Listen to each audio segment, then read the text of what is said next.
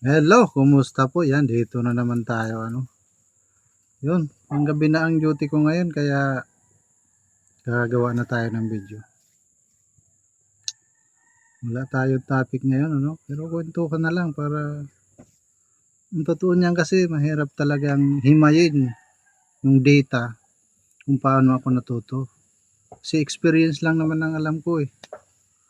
Yun ang mahirap kasi kung walang tanong, hindi ko malalaman na yung pala ang kulang.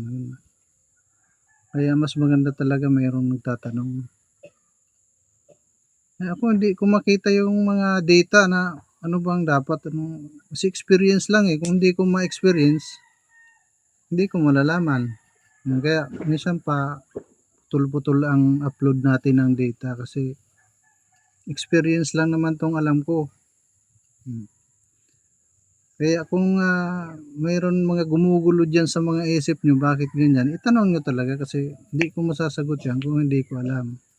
Sasabihin ko sa inyo kung hindi ko rin alam. Yun ang maganda ron. Kasi parang wala akong nakikitang feedback ba? Ano bang nangyayari sa mga content ko? Mayroon bang nag-aral? Mayroon bang gustong matuto? Wala akong feedback na nakikita kaya di ko alam kung saan ba may tama, saan may mali, saan ba ako pupokus dyan. Yun ang ano, yun ang problema sa mga content ko. Hindi ko makita kung alin talagang dapat i-focus. Kung sa data ba kasi ang data, tulad nitong experience ko, mahirap himayin talaga kung paano ako natuto. Tulad ng sabi ko,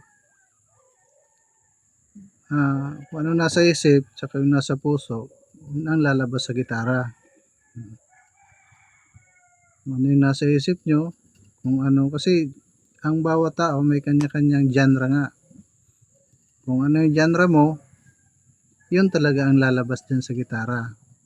Pangalawa, yung puso, siyempre, dibdibin mo talaga kung ano ba talagang gusto mo.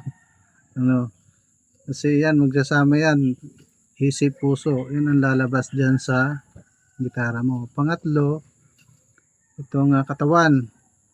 Yan. Kasi, siyempre, magsasama-sama dyan yung kamay.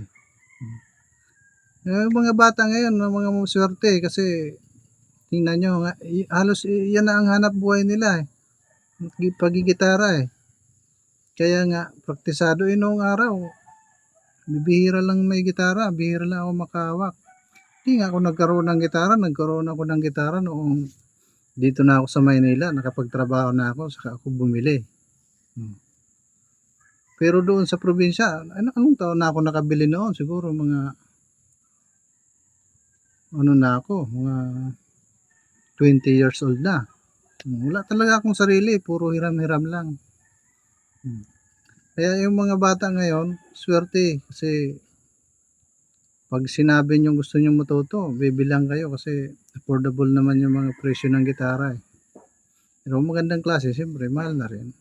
Noong araw, binibili ko, 1,000 lang eh. Yun lang ang kaya kong bilhin, yung gitara.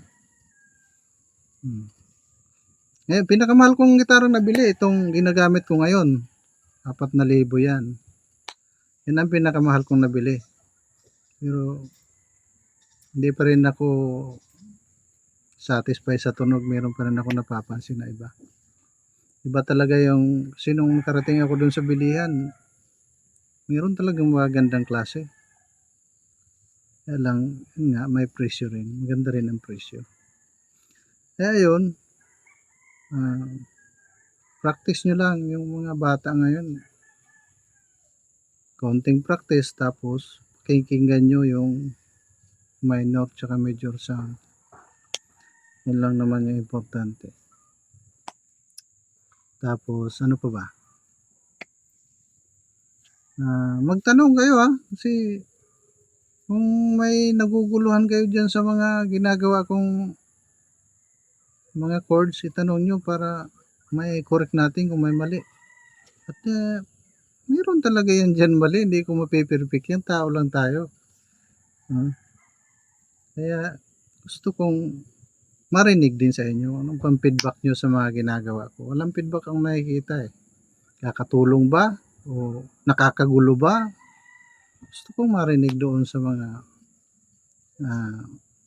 gustong matuto ng gitara.